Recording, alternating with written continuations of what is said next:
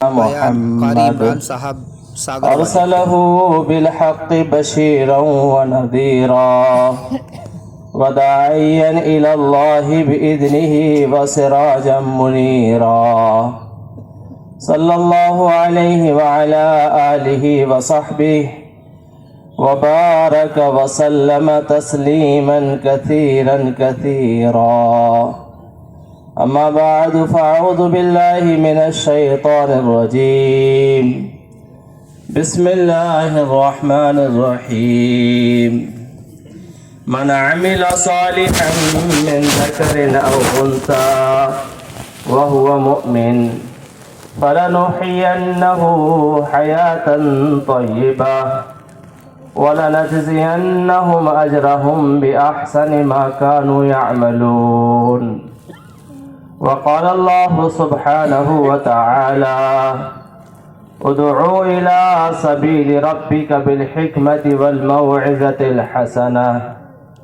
وقال رسول الله صلى الله عليه وسلم ويحك يا أبا سفيان قد جئتكم بكرامة الدنيا والآخرة فأسلموا تسلموا.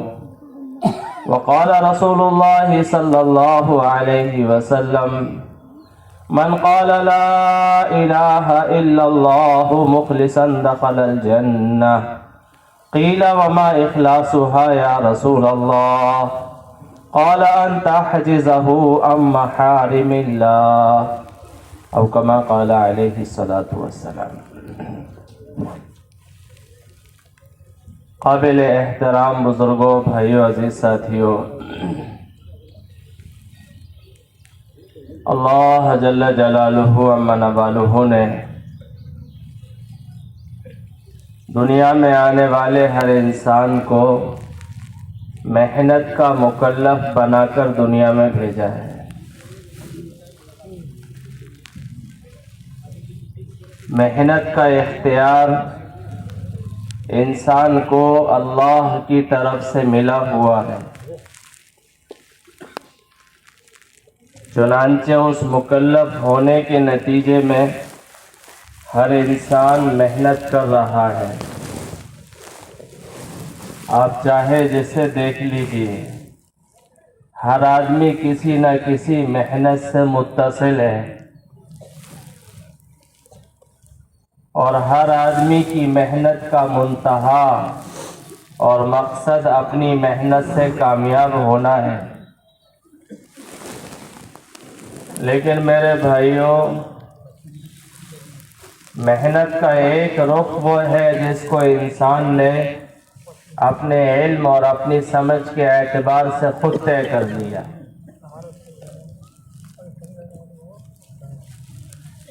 اور ایک رخ وہ ہے جس کو اللہ نے پوری دنیا کے انسانوں کو کامیاب کرنے کے لیے طے کیا ہوا ہے۔ اور اللہ نے جس محنت کا انتخاب کیا ہے وہ اللہ کے اپنے علم کے اعتبار سے ہے۔ اللہ کا علم کیسا ہے کہ ازلی علم ہے، جو ہو چکا وہ بھی اللہ کے علم میں ہے، جو ہو رہا ہے وہ بھی اللہ کے علم میں ہے، اور جو ہونا ہے وہ بھی بولو اللہ کے علم میں ہے۔ اس لیے کسی تعریف کرنے والے نے یوں کہا یا من لا تراہ العیون، اے وہ ذات جسے کوئی آنکھ دیکھ نہیں سکتی،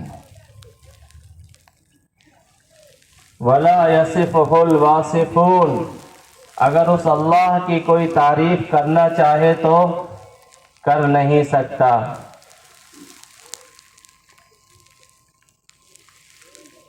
اچھا کوئی لکھنا چاہے تو لَوْ أَنَّ مَا فِي الْأَرْضِ مِنْ شَجَرَةٍ أَقْلَامٍ، زمینوں میں جتنے درخت ہیں تم ان کے قلم تیار کرو۔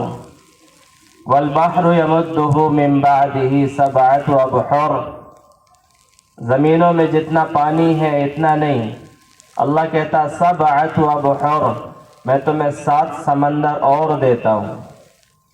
لو ان اولکم و آخرکم و انسکم و جنکم و حیکم و میتکم و شاہدکم و غائبکم و صغیرکم و کبیرکم و ذکرکم و انساکم، میرے بندو تمہارے انسان و جنات، اگلے اور پچھلے، مرد اور عورت، زندہ اور مردہ، چھوٹے اور بڑے، اگلے اور پچھلے، سب سارے نبی، سارے ولی، سارے صحابہ، سارے محدثین، سارے مفسرین، سارے موحدین، سب جمع ہو کر اللہ کی تعریف لکھنا شروع کریں، اور ہر ایک کی تعریف کے مقابلے میں اختلاف رکھتا ہو، جو اس نے لکھا اس نے وہ نہیں لکھا، اس نے کچھ اور لکھا، ہر ایک کی تعریف ہر ایک کے مقابلے میں پروان چڑھی ہوئی ہو،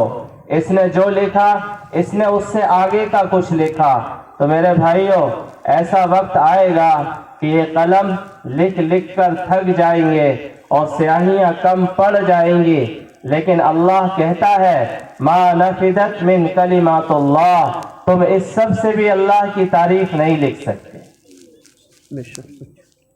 اللہ کا علم یعلم مساقیل الجبال، اے وہ ذات جو پہاڑوں کے وزنوں کو بھی جانتی ہے، ومکائل البحار، سمندروں کی تہ کو بھی جانتی ہے، وعدد قطر الامطار، آسمانوں سے جتنا پانی برس رہا ہے یہ قطروں کی شکلوں میں برستا ہے، اللہ ان قطروں کی گنتی اور اعداد کا بھی علم رکھتا ہے، وعدد ورق الاشجار، اور درختوں کے پتوں کو بھی اللہ جانتا ہے، وعدد ما اظلم علیہ اللیل واشرق علیہ النہار، دن کا اجالا، رات کا اندھیرا اللہ سے کسی چیز کو چھپا نہیں سکتا، ولا تباری منہ سماء سماء، ایک آسمان دوسرے آسمان سے اللہ کو چھپا نہیں سکتا، ولا ارض ارضا، ایک زمین دوسرے زمین سے اللہ سے کوئی چیز چھپا نہیں سکتی،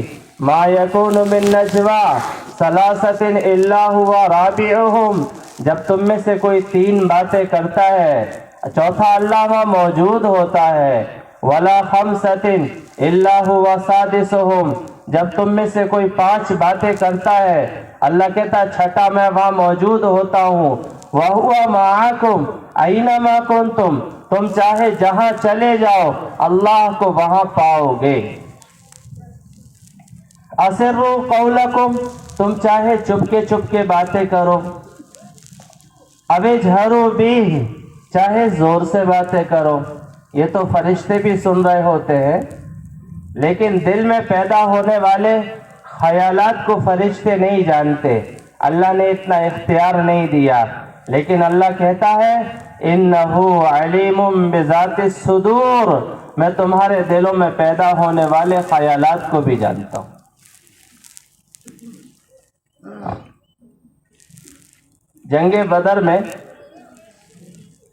جنگ بدر کے بعد دو آدمی بیٹھے بیت اللہ میں، عمیر ابن وہاب اور صفوان ابن امیہ، ابھی مسلمان نہیں ہوئے ہیں، حالت کفر میں ہے۔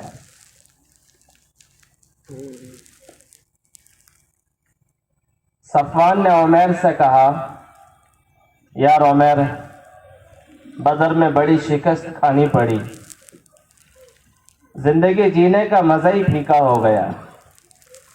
عمیر نے کہا صفوان، میرے چھوٹے چھوٹے بچے ہیں، میرے اوپر قرضہ بھی ہے، اگر یہ بچے نہیں ہوتے میرے اور قرضہ نہیں ہوتا مجھ پر تو محمد صلی اللہ علیہ وسلم کی نعوذ باللہ گردن اڑا دیتا۔ تو صفوان کہنے لگا عمیر ہم عرب ہیں، عرب کیا بزدلوں جیسی باتیں کرتا ہے، سن آج سے تیرے بچے میرے ذمہ، آج سے تیرے قرضوں کا کفیل بھی میں ہی، جا کر مدینے میں محمد صلی اللہ علیہ وسلم کو قتل کر دے، سارا عرب تجھے جانے گا۔ یہ دونوں لوگ باتیں کر رہے ہیں، تیسرا کوئی نہیں ہے، بس دو ہی ہیں۔ عمیر کو اس پر جوش آیا، کھڑے ہوئے، تلوار اٹھائی، زہر میں بجھایا اس کو، گھوڑے پر سوار ہوئے اور دوڑتے دوڑتے مدینہ پہنچ گئے۔ تو لکھا ہے کتابوں میں کہ جیسے ہی عمیر مدینے میں داخل ہوئے تو حضرت عمر کی نظر پڑ گئی۔ حضرت عمر نے ہاتھ پکڑ لیا اور کہنے لگے یہ مکے کا شیطان ہے عمیر، اس کے ہاتھ میں تلوار ہے، مجھے نہیں لگتا کسی خیر کے ارادے سے آیا ہوگا۔ ایک روایت میں ہے حضرت عمر نے کہا یہ مکے کا کتا ہے عمیر، مجھے نہیں لگتا کسی خیر کے ارادے سے آیا ہوگا۔ ہاتھ پکڑ لیا اور مسجد نبی میں لے کر آنے لگے۔ اللہ کے نبی اپنی مسند پر تشریف فرما ہے، آپ نے دور سے دیکھا عمر عمیر کا ہاتھ پکڑ کر لا رہے ہیں۔ آپ نے دور سے دیکھ کر فرمایا عمیر کو چھوڑ دو، چھوڑ دیا۔ عمیر ادھر آؤ، آ گئے۔ آپ نے پوچھا عمیر یہ بتاؤ کیسے آنا ہوا ہے مدینے میں؟ عمیر نے کہا جنگ بدر میں میرا بیٹا پکڑا گیا ہے، آپ کی قید میں ہے، اسے چھڑانے کے لیے آیا ہوں۔ آپ نے فرمایا پھر یہ تلوار کیوں لائے ہو؟ ہاتھ میں تو تلوار ہے تمہارے۔ تو عمیر نے کہا اس تلوار نے بدر میں آپ کا کیا بگاڑ لیا تھا جو آپ کچھ بگاڑے گی؟ تو آپ مسکرانے لگے۔ اللہ کے نبی نے فرمایا اچھا عمیر یہ بتاؤ کہ بیت اللہ میں بیٹھ کر صفوان سے کیا باتیں کر کے آئے ہو؟ اور عمیر تم مجھے قتل کے ارادے سے نہیں آئے، اور تمہاری یہ تلوار زہر میں نہیں بجھی، اور صفوان نے تمہارے بچوں اور قرضوں کی کفالت کا ذمہ نہیں لیا۔ اس پر عمیر نے تلوار چھوڑی، ہاتھ کھڑے کیے اور فرمانے لگے اشہد ان لا الہ الا اللہ واشہد انک محمد رسول اللہ، کہ وہ اللہ سچا ہے جس نے ہماری باتوں کو تم تک پہنچا دیا۔ تو میرے بھائیوں ایسے زبردست اللہ نے ہم سب کو کامیاب کرنے کے لیے ایک محنت کا انتخاب کیا ہے۔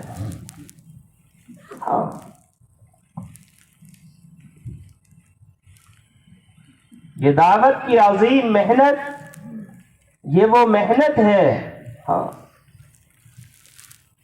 جو تنگیوں سے نکال لے گی۔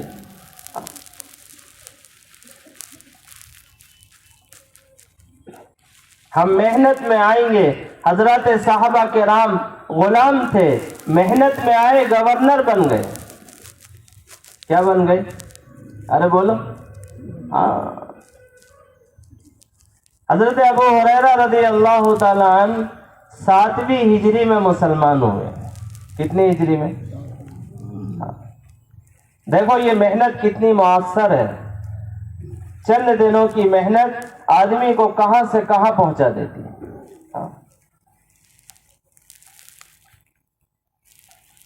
خود کہتے ہیں انی کنت اجیرا بصرہ بنت غزوان، کہ میں تو بصرہ بنت غزوان کا غلام تھا اور زندگی میری تنگ تھی۔ شاگردوں نے پوچھا حضرت آپ وہ بصرہ فارس کی ملکہ اس کے غلام تھے؟ کہ لگے ہاں اسی کا غلام تھا۔ تو وہ کھانے میں کیا دیتی تھی؟ کہ لگے کھانے میں اس کے لیے اچھے اچھے پکوان تیار کرتا، اور وہ ایک باسی روٹی کا ٹکڑا مجھے پھینک کر کہتی لے ابو ہریرہ ایسے کھا لے۔ میں اس کے اونٹ کے چلانے کے لیے اشعار پڑھتا اور وہ مجھ سے کہتی ابو ہریرہ کھڑے اونٹ پر چھلانگ لگا کر بیٹھ جا۔ اونٹ کا قاعدہ ہوتا ہے پہلے اسے بٹھایا جاتا، بعد میں اس پر بیٹھا جاتا ہے۔ میں چھلانگ لگا کر بیٹھتا، کبھی بیٹھ جاتا کبھی گر پڑتا۔ کہتے میری زندگی بڑی تنگ گزر رہی تھی، اور اس زمانے کے بڑے بڑے شہزادے رؤسا بصرہ کو پیغام بھیجتے نکاح کا، وہ کہتی تم میرے نکاح کے قابل نہیں ہو۔ بڑی گھمنڈی عورت تھی۔ کہتے ہیں رحم اللہ طفیل ابن عمرو الدوسی، اللہ رحم کرے اس طفیل پر، اس نے مجھے خریدا اور میں نے حضور اکرم صلی اللہ علیہ وسلم کے مدرسے میں داخلہ لیا۔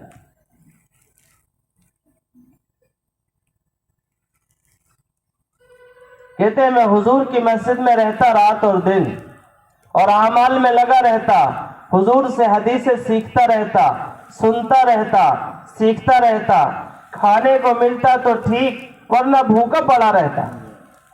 کہتے ہیں میں حضور کی مسجد اور حضور کے ممبر کے درمیان میں پڑا ہوتا تھا اور لوگ سمجھتے تھے ابو ہریرہ کو جنون ہو گیا۔ کہتے ہیں جنون نہیں تھا، اللہ کی قسم بھوک تھی۔ کپڑے ملتے تو ٹھیک ورنہ ایک کپڑے کے درمیان ٹھنڈ میں سکڑتا رہتا۔ وقت گزرتا گیا یہاں تک کہ حضور کا وصال ہو گیا اور اللہ نے امت کا سب سے بڑا محدث حضرت ابو ہریرہ کو بنا دیا۔ یہ اعمال مسجد ہے۔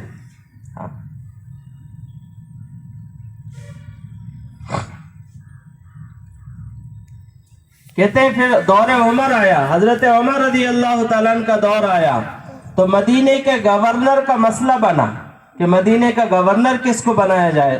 حضرت عمر تو خلیفہ ہیں، سب کو جمع کر کے مشورہ کیا گیا کون گورنر رہے۔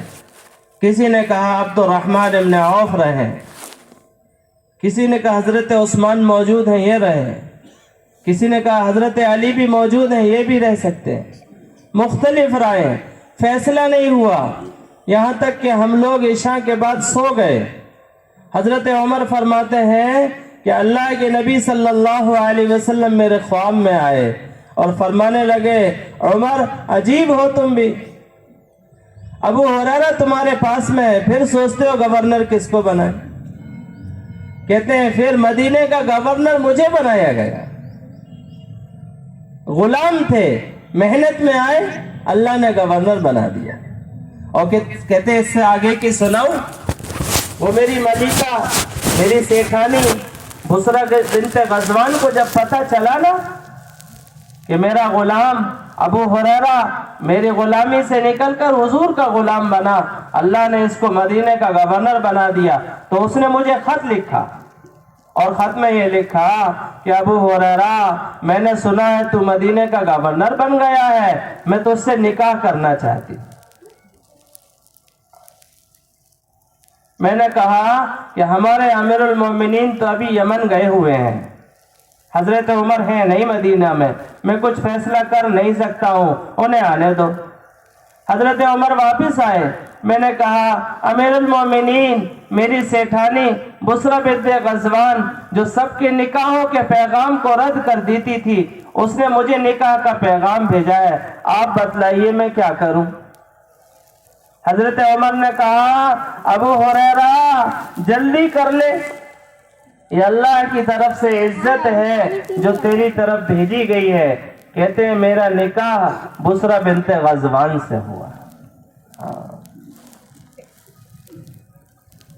حضرت عمر رضی اللہ تعالیٰ عنہ جب خلیفہ بنائے گئے اور انہوں نے جو خلافت کا خطبہ دیا اس میں سب سے پہلے یہ بات فرمائی ہے، یا ایھا الناس، اے دنیا کے لوگوں سنو، نحن قوم اعزنا اللہ بالاسلام، اللہ نے ہماری قوم کو اس دین کی وجہ سے عزت دی ہے، دنیا میں ہمارا تعارف اور ہماری پہچان یہ دین بنا ہے۔ محمد تغین العزت بدون الاسلام، اب اگر ہم اس دین کو چھوڑ کر دوسرے ادیان میں اور دوسرے مذاہب میں اور دوسرے طریقوں میں عزت تلاش کریں گے، یاد رکھو اذلنا اللہ، اللہ پھر سے ذلیل کر دے گا۔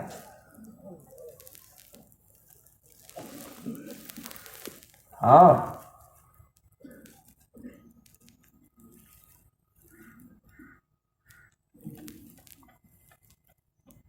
اس لیے میرے بھائیوں، امام مالک رحمت اللہ علیہ کا قول ہے، ان سنت رسول اللہ صلی اللہ علیہ وسلم کمثل سفینۃ نوح علیہ السلام، حضور پاک صلی اللہ علیہ وسلم کی طریقت کی اور آپ کی دعوت کی مثال ایسی ہے جیسے نوح علیہ السلام کی کشتی، من رکبہا نجا، جو اس میں بیٹھ جائے گا، جو اس کو اپنا لے گا وہ تو نجات پا جائے گا، ومن تخلفها غرق، اور جو اس میں نہ بیٹھ سکے گا وہ تو غرق ہو جائے گا۔ اس لیے طے کرنا ہے کہ اس دعوت کے کام کو اپنا کام بنا کر کریں گے۔ ارے کرو گے؟ ہاں۔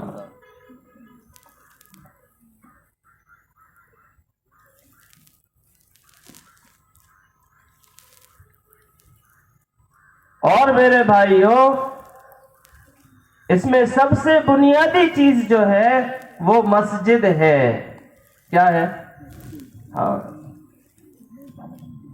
اللہ تبارک و تعالی نے جب دنیا کو وجود بخشا تو اس کی شروعات مسجد سے کی۔ ان اول بیت وضع للناس للذی ببکۃ مبارکا وہدی للعالمین، ہم نے انسانوں کی ہدایت کے لیے جو سب سے پہلا گھر تجویز کیا ہے وہ مکہ مکرمہ، یعنی ایک مسجد جس کا نام بیت اللہ ہے، جس کا نام مسجد حرام ہے، وہ انسانوں کی ہدایت کے لیے تجویز کیا گیا۔ اس سے یہ پتہ چلتا ہے کہ ہدایت کے ملنے کی جگہ بولو کیا ہے؟ ارے بولو نا، مسجد۔ اور جو لوگ مسجدوں کو آباد کرتے ہیں ان کے بارے میں فرمایا گیا انما یعمر مساجد اللہ من آمن باللہ والیوم الآخر، کہ جو لوگ مسجدوں کو آباد کرتے ہیں وہ کون لوگ ہیں؟ جو اللہ پر اور آخرت کے دن پر ایمان رکھتے ہیں۔ اور کیا کرتے ہیں؟ وَأَقَامَ الصَّلَاةَ وَآتَى الزَّكَاةَ، نماز ادا کرتے ہیں، زکوٰۃ دیتے ہیں۔ تو پھر اللہ تعالیٰ ان مسجد کے آباد کرنے والوں کو 2 انعام دینے کا وعدہ کرتا ہے۔ کتنے انعام دے گا اللہ؟ پہلا انعام دے گا وَلَمْ يَخْشَ إِلَّا اللَّهُ، اللہ اپنے غیر کا خوف، اللہ اپنے غیر کا ڈر، حکومتوں کا ڈر کہ یہ آ گئے تو یہ ہو جائے گا، ان کو نہیں آنا چاہیے تھا، ان کو آنا چاہیے تھا، یہ سارے تاثرات مسجد کی آبادی پر اللہ وعدہ کرتا ہے ہم نکال دیں گے تمہارے دلوں سے۔ اور کیا کریں گے؟ فَعَسَىٰ أُولَٰئِكَ أَن يَكُونُوا مِنَ الْمُهْتَدِينَ، اور ہدایت انہی کے ہاتھوں میں آئے گی، انہی کے ہاتھوں ہدایت دنیا میں اتاری جائے گی، ان کو بھی ملے گی، اور ان کے ذریعے اللہ کتنوں کو ہدایت دے دے گا۔ اور الیاس صاحب فرماتے تھے تم دعوت کا کام کرو، کیا عجب ہے اللہ تم سے پچھلوں سے زیادہ کام لے گا۔ حضور پاک صلی اللہ علیہ وسلم نے اپنی امت کو مسجد سے اتنا جوڑا تھا اور اتنا تعلق قائم کرایا تھا کہ ایک قبیلے کے لوگ صبح فجر کے بعد ایمان لے کر آئے۔ کب آئے؟ ارے بولو، فجر کے بعد۔ ارے سو رہے ہو کہ سن رہے ہو؟ فجر کے بعد ایمان لے کر آئے۔ اللہ کے نبی علیہ السلام نے ان کو مسجد کی اتنی ترغیب دی، اتنی ضرورت سمجھائی، اتنا سمجھایا مسجد کی ضرورت کو کہ ظہر کی نماز اس قبیلے والوں نے اپنی بنائی ہوئی مسجد میں ادا کی۔ ہاں،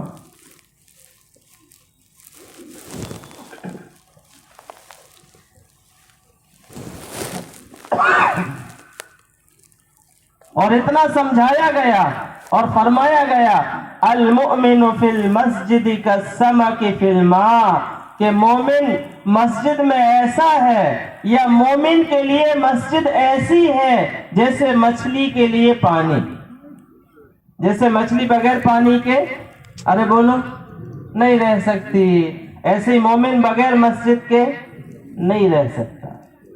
والمنافق فی المسجد کالطیر فی القفص، اور منافق مسجد میں ایسا ہے جیسے پنچھی پنجرے میں ہوتا ہے، کہ وہ ہر وقت یہ چاہتا ہے کہ کسی طرح راستہ کھولے اور میں فرار ہو جاؤں۔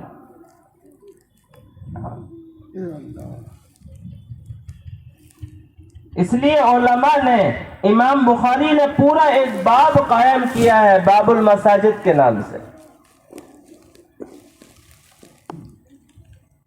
आइमा हदीस ने बाकायदे मस्जिदों के एतबार से अहदीस हुजूर पाक सल्लल्लाहु अलैहि वसल्लम से मनकूल की हैं। एक हदीस है, सलासतुन कुल्लुहुम ज़ामिनुन अल्लाह, 3 आदमी हैं जिनका जामिन अल्लाह है। जिनका जामिन अल्लाह, जामिन मतलब जिम्मेदार, अरे बोलो जमानतदार। हाँ, तो क्या जमानत है? इन आशा रुज़िक़ा व कुफिया, अगर ये जिंदा रहेंगे तो अल्लाह इनको रोजी देगा और इनके कामों में इनकी मदद करेगा।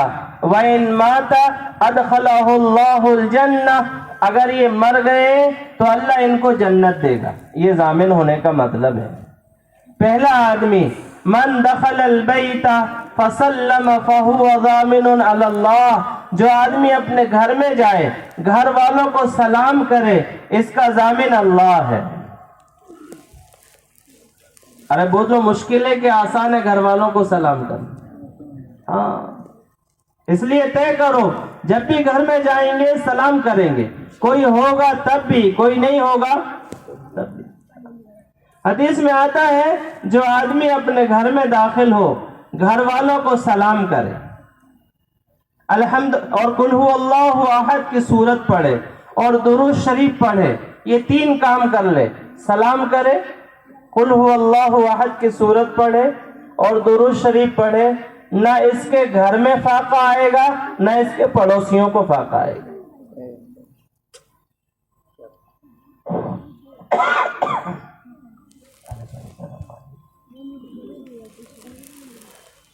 तो एक आदमी जिसकी जमानत अल्लाह ले रहा है कि घर में दाखिल हो, घर वालों को सलाम करे।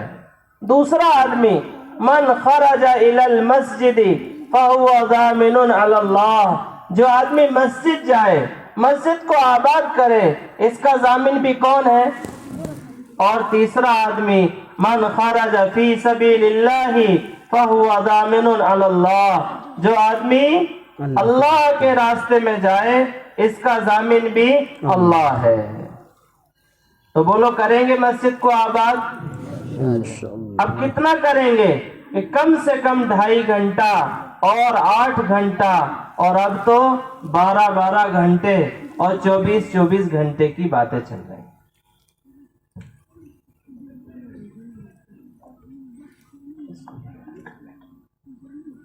अरे करेंगे इंशाअल्लाह, कुछ ना कुछ वक्त रोजाना मस्जिद को देंगे और आमाले मस्जिद में रहेंगे।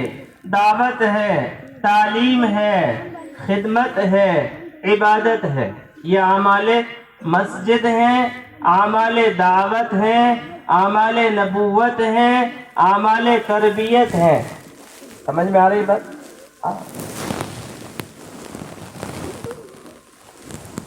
और एक बड़ा अमल शरीयत का मशवरा है।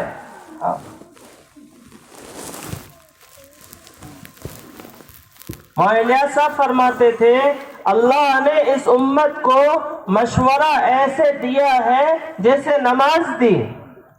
अल्लज़ीना यस्तजीबूना लिरब्बिहिम व अक़ामुस्सलाता व अम्रुहुम शूरा बैनहुम। अल्लाह ताला ने इस आयत में मशवरे को नमाज के साथ में बयान किया है और उसकी वजह यह है कि इस उम्मत पर मशवरा ऐसे दिया गया है जैसे नमाज दी गई है। क्या मतलब? जैसे बगैर नमाज के कोई दीन नहीं, ऐसे ही बगैर मशवरे के कोई दावत का काम नहीं। मौलाना सईद अहमद खान साहब के खुतूत में है कि जो आदमी मशवरे से चले और जाकर सो जाए, गया काम से था लेकिन सो गया, गया काम से था लेकिन सो गया, काम तो किया नहीं, सो गया, कहते ये तबलीग में है।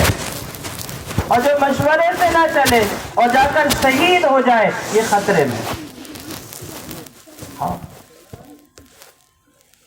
वशाविरहुम फिल अम्र की तफसीर में हजरत उमर रज़ी अल्लाह तआला अन्हु का अक़वाल जो जमा किए गए हैं, उसमें एक कौल ये है कि जब तुम्हारे काम आपस के मशवरों से ना हो और तुम्हारे कामों की जिम्मेदार तुम्हारी औरतें बन जाएं और तुम्हारे हाकिम जालिम हो जाएं اور تمہارا مال بخیلوں کے ہاتھ میں چلا جائے اور آپس کے کام تمہارے مشوروں سے نہ ہو، تو لکھا ہے حضرت عمر رضی اللہ تعالیٰ عنہ فرماتے ہیں اس وقت تمہارا زمین کے اوپر رہنے سے اچھا ہے زمین کے نیچے رہنا۔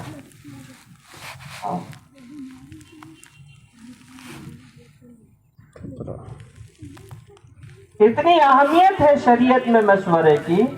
اللہ تبارک و تعالی نے حضور پاک صلی اللہ علیہ وسلم کو اپنی امت کے جوڑنے کے لیے، اجتماعیت کے لیے جو اسباب دیے ہیں ان میں سے ایک بڑا سبب مشورہ ہے۔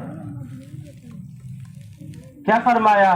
فَبِمَا رَحْمَةٍ مِّنَ اللَّهِ لِنْتَ لَهُمْ وَلَوْ كُنْتَ فَظًّا غَلِيظَ الْقَلْبِ لَانفَضُّوا مِنْ حَوْلِكَ۔ اے نبی جی، اگر آپ سخت مزاج ہوں گے تو یہ صحابہ آپ کو چھوڑ کر بھاگ جائیں گے، چنانچہ آپ نرمی اختیار کیجیے۔ کیا کیجیے؟ ارے بولو۔ ہاں، تبلیغ کے کام کا اور امت کے جوڑنے کا سب سے پہلا سبب ہے نرمی۔ جو آدمی نرمی سے محروم رہا وہ ساری خیر سے محروم رہا۔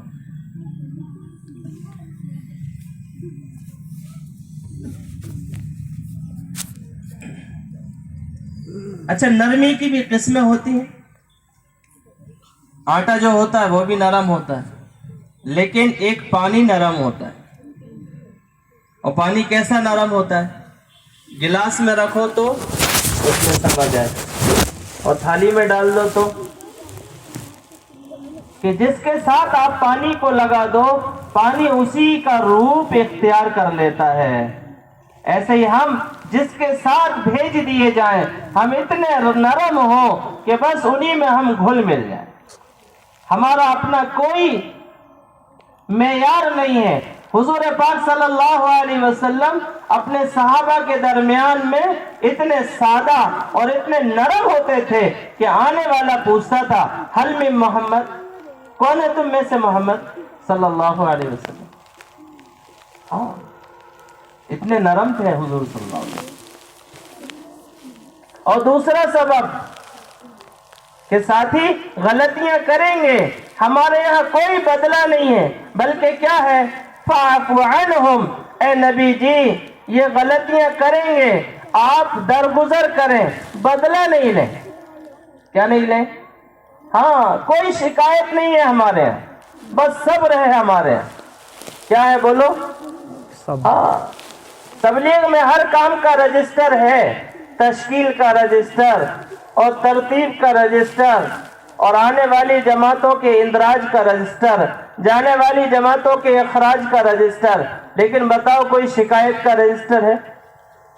ارے بولو، ارے بولو نا۔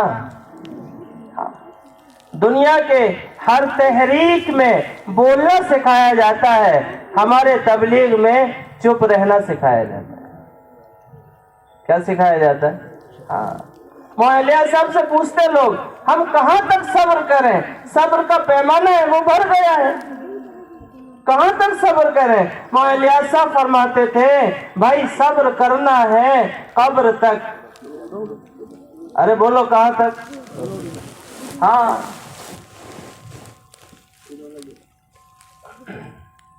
اور جو لوگ قبر تک صبر کریں گے ان کے لیے بشارت سنو۔ معاذ ابن جبل رضی اللہ تعالی عنہ امت کے سب سے بڑے عالم ہیں، سب سے بڑے فقیہ ہیں۔ صحابہ کہتے تھے یا رسول اللہ ہمیں آپ سے محبت ہے۔ اللہ کے نبی فرماتے تھے معاذ مجھے تجھ سے محبت ہے۔ کل قیامت کے دن امت کے سارے علماء معاذ ابن جبل رضی اللہ تعالیٰ عنہ کے جھنڈے کے نیچے ہوں گے۔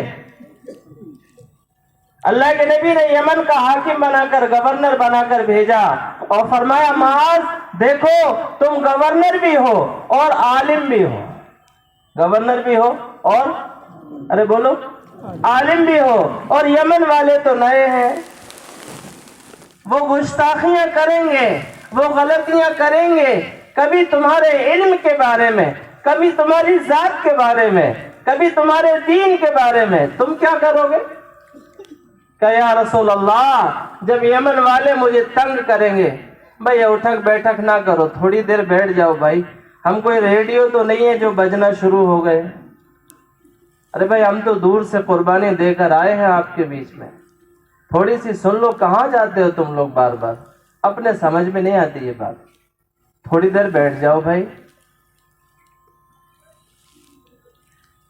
तो माज तुम क्या करोगे?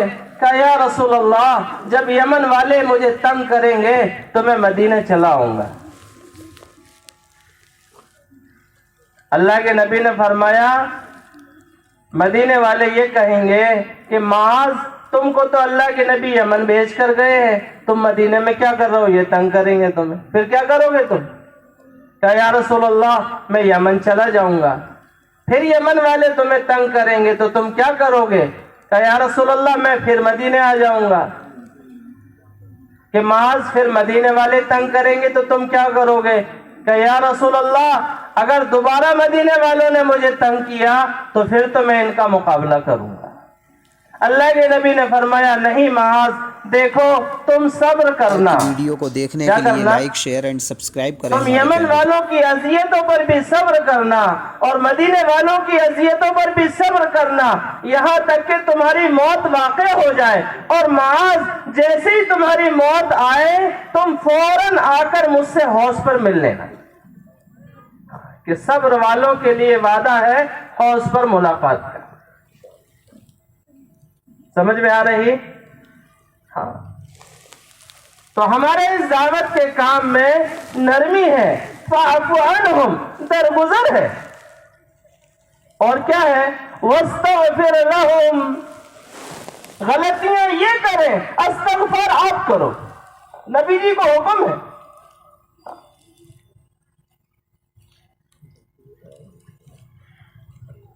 और सारे अंबिया ने अपनी कौम को इस्तग़फ़ार पर लगाया, खुद भी लगे।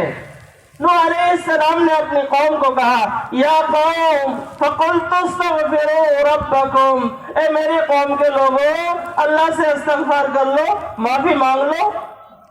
इन्नहु कान गफ़्फ़ारा, वो बड़ा माफ करने वाला है, तुमको भी माफ कर देगा। और तो जब तुम माफी मांगोगे, जब तुम इस्तग़फ़ार करोगे तो अल्लाह क्या करेगा? युरसिलिस समाअ अलैकुम मिदरारा, अल्लाह आसमानों से बारिश देगा।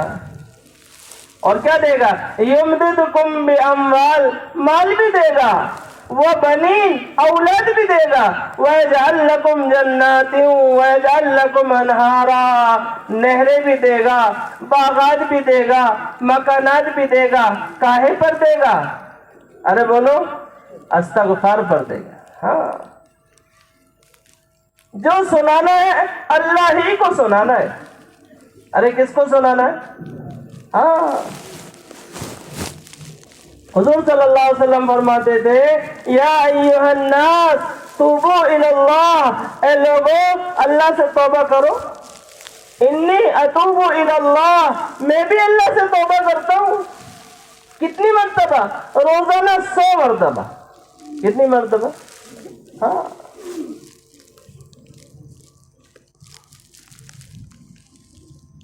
तो जो कहना है अल्लाह ही से कहना है। हाँ,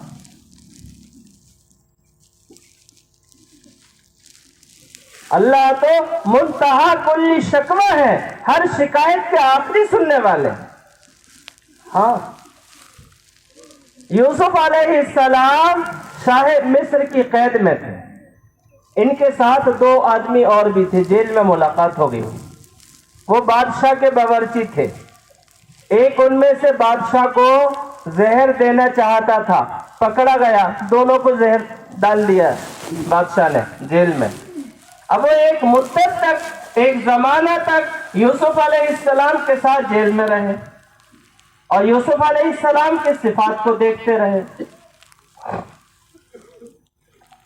और एक दिन एक आदमी को ख्वाब दिखा कि मेरे सर पर रोटी रखी हुई है टोकरी में, कौवा नोच नोच के ले जा रहा है, और ये मेरा दूसरा साथी बादशाह को शराब पिला रहा है।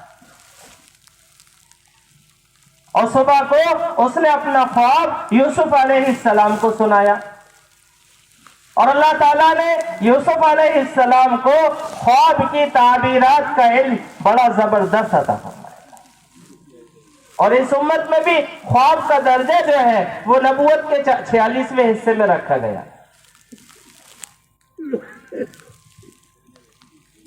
ابن سیرین نے لکھا ہے کہ خواب کی 3 قسمیں ہوتی ہیں. ایک حدیث النفس ہوتے ہیں، اور ایک تشویل شیطان، اور ایک بشرا من اللہ. خیر اس طرف نہیں جانا مجھے. تو یوسف علیہ السلام نے اس کی تعبیر دی کہ بھائی سر پر روٹی رکھی ہوئی ہے اور کوا نوچ نوچ کے لے جا رہا ہے. اس کی تعبیر تو یہ ہے کہ جلدی اس کو پھانسی ہو جائے گی.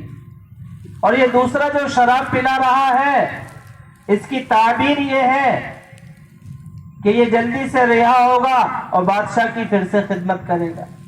اب یوسف علیہ السلام اس آدمی کی طرح متوجہ ہوئے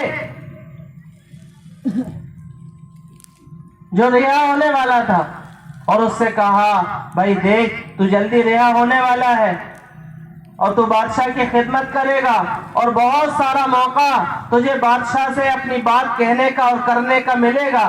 تو ذرا میرے بارے میں بھی کہیو بادشاہ کو کہ میں ایک زمانہ تک یوسف کے ساتھ تھا جیل میں.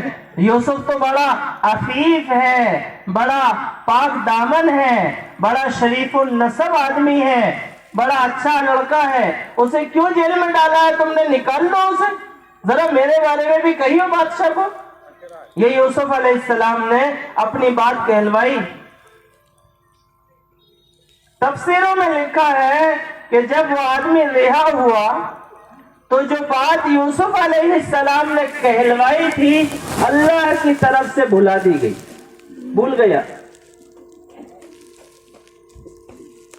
اور جتنا زمانہ اور جتنی مدت جیل میں رہنے کی بادشاہ نے طے کی تھی یوسف علیہ السلام کو، اس سے زیادہ زمانہ جیل میں رہے. اور اقوال مختلف ہیں کہ 2 سال زیادہ رہے، اور 7 سال زیادہ رہے، اور 11 سال تک زیادہ جیل میں رہے.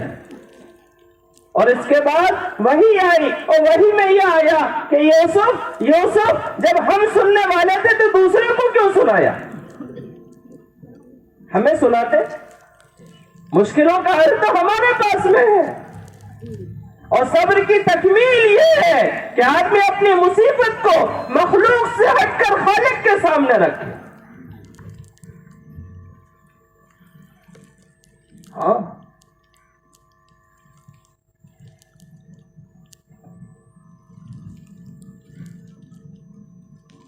اس لیے ہمارے کام کا ایک بڑا عمل استغفار ہے.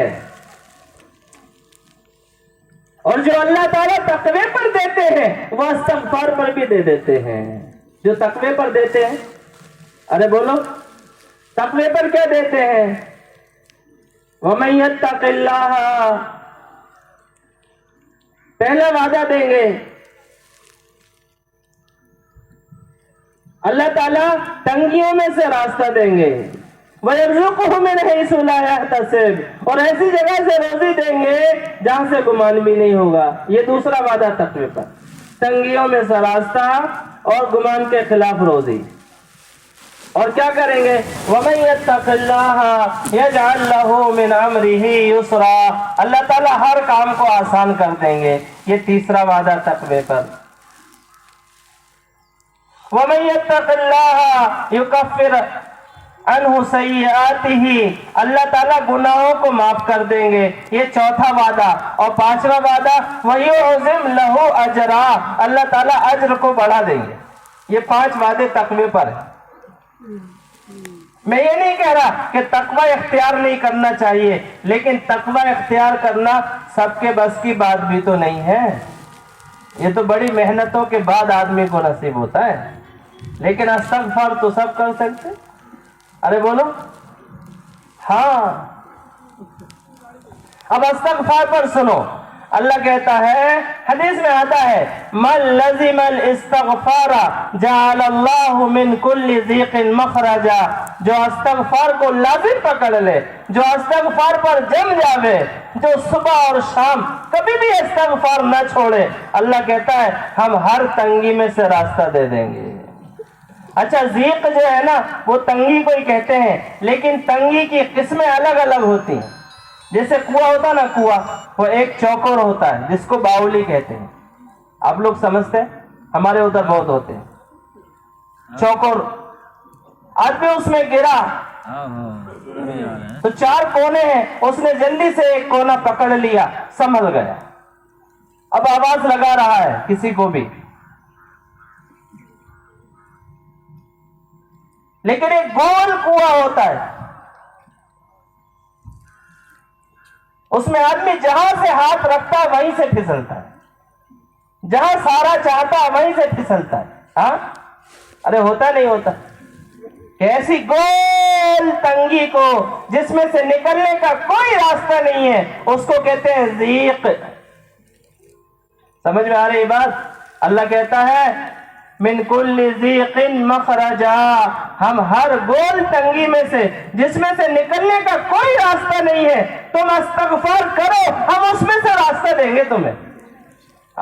यूनुस अलैहिस्सलाम मछली के पेट में चले गए, 3 अंधेरियों में चले गए, कोई रास्ता निकलने का नहीं है। मछली का पेट एक अंधेरा, समंदर की तह एक अंधेरा, काली रात एक अंधेरा, 3 अंधेरियों में चले गए, अब कोई रास्ता नहीं है निकलने का। वहां पर यूनुस अलैहिस्सलाम ने इस्तग़फ़ार पढ़ी, ला इलाहा इल्ला अंता, ए अल्लाह आपके सिवा कोई इबादत के लायक नहीं है, आपके सिवा कोई बचाने के लायक नहीं है, कोई बचा नहीं सकता आपके सिवा। इन्नी कुन्तु मिनज़ ज़ालिमीन, बेशक मैं ही कसूरवार हूं, आप तो पाक हैं, हर ऐब से पाक है आप। और अल्लाह ताला ने जहां से कोई रास्ता नहीं था, यूनुस अलैहिस्सलाम को वहां से निकाल लिया। और मोहम्मद सल्लल्लाहु अलैहि वसल्लम ने फरमाया, अगर मेरा भाई यूनुस मछली के पेट में यह इस्तग़फ़ार न करता, अल्लाह इसको कभी पेट से बाहर न निकालता। काहे पर निकाला? अरे बोलो, वलिकुल्लि हम्मिन फरजा, और क्या करेंगे? वरज़क़हु मिन हैसु ला यहतसिब, और तुम्हें ऐसी जगह से रोजी देंगे जहां से तुम्हें गुमान भी नहीं होगा। काहे पर देंगे?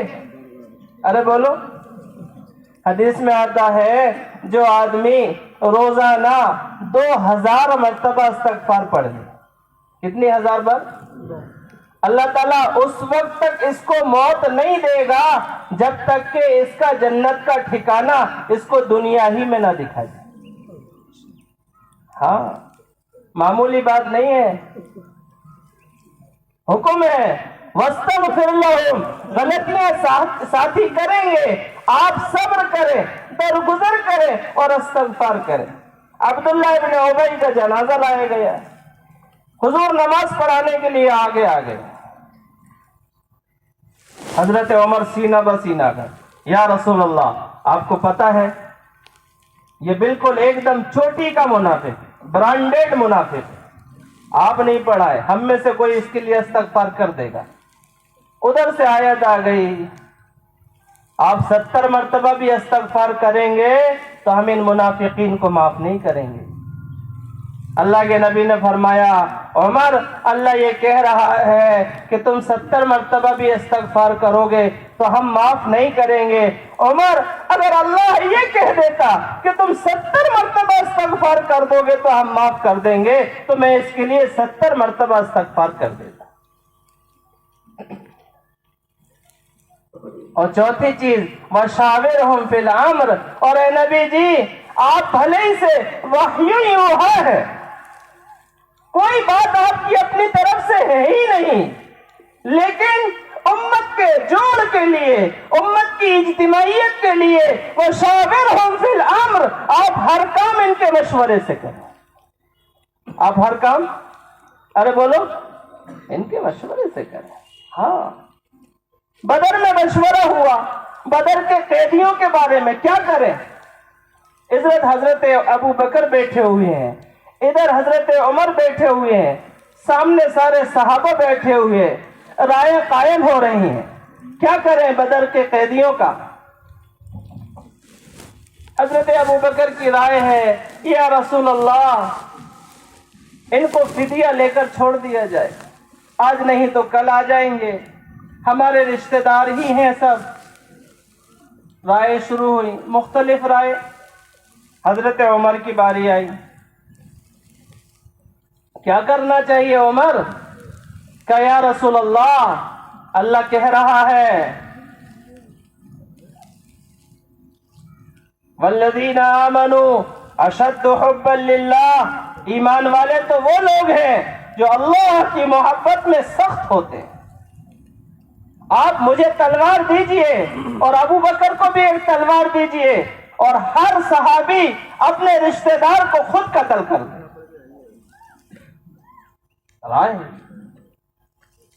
اور اللہ کے نبی کی شفقت, آپ نے فیصلہ کیا کہ نہیں, ان کو فدیہ لے کر چھوڑ دیا جائے. اور اللہ کو رائے پسند تھی حضرت عمر کی.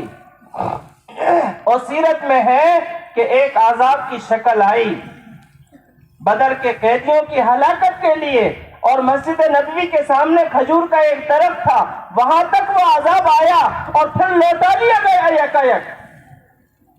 اور پھر وحی آئی, اور وحی میں یہ آیا کہ یا رسول اللہ ہمیں تو رائے پسند تھی حضرت عمر کی, لیکن بات مشورے سے طے ہوئی تھی, اس لیے ہم نے شر کے بدلے خیر اتاری.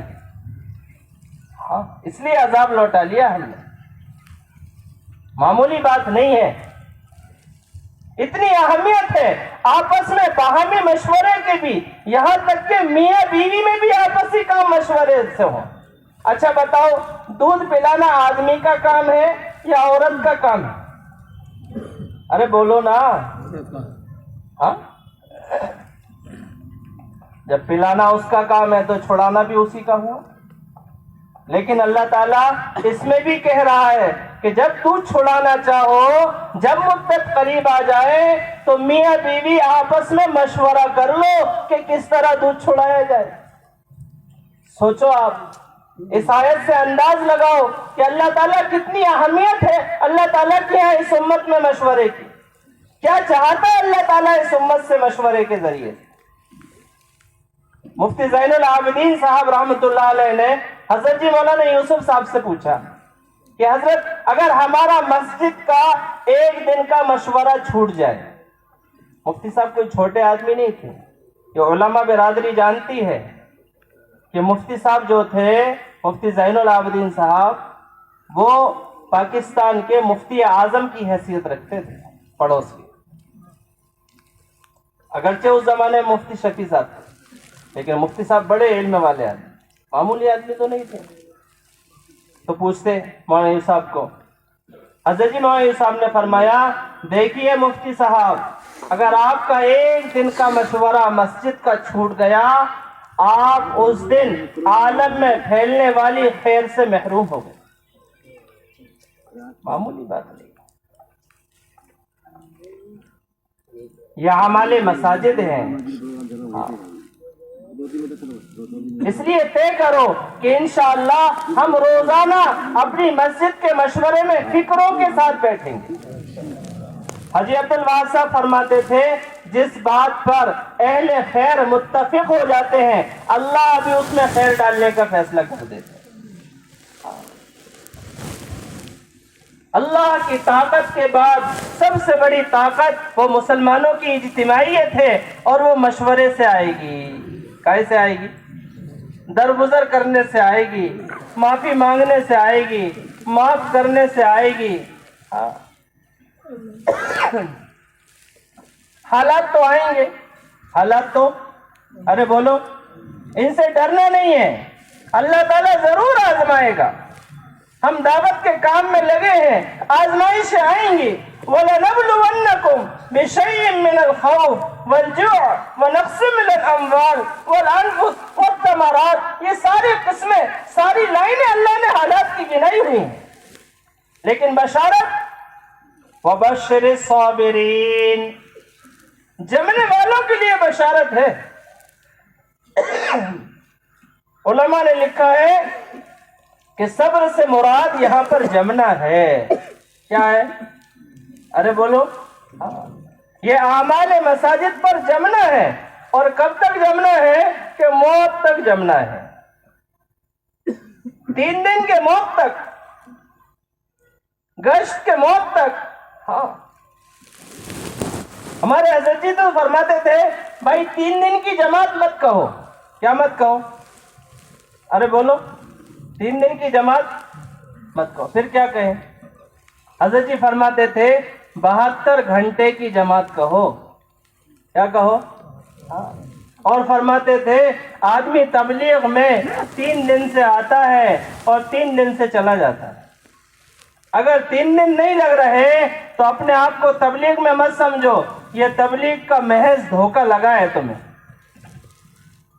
سمجھ میں آ رہی ہے بات؟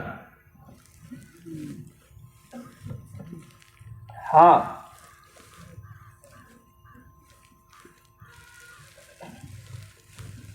تو ہمارا مہینہ تو 27 دن کا ہے. ہم تو 3 دن اللہ کے راستے میں جائیں گے. ہاں. اور فرماتے تھے دعوت کے کام کا پیمانہ یہ 3 دن ہے. جہاں کا کام دیکھنا ہو وہاں دیکھ لو کہ 3 دن کی کتنی جماعتیں نکلتی. اور ہمارے حافظ مبشر صاحب فرماتے تھے ایک گر کی بات ہے یہ. اگر کسی کو ابھی یہ جنوری چل رہا ہے, اگر کسی کو دسمبر میں 3 چلے لگوانا ہے آپ کو 4 مہینے کہ دسمبر میں اجتماع ہوگا اور 4 مہینے اس کے لگوانا ہے اپنے کو, تو فرماتے تھے تم اس کو جنوری سے 3 دن لگوانا شروع کر دو. اگر یہ 3 دن لگا لے گا اس سال میں تو اس کو چین نہیں آئے گا 4 مہینے لگائے گا. سمجھ میں آ رہی ہے نا بات؟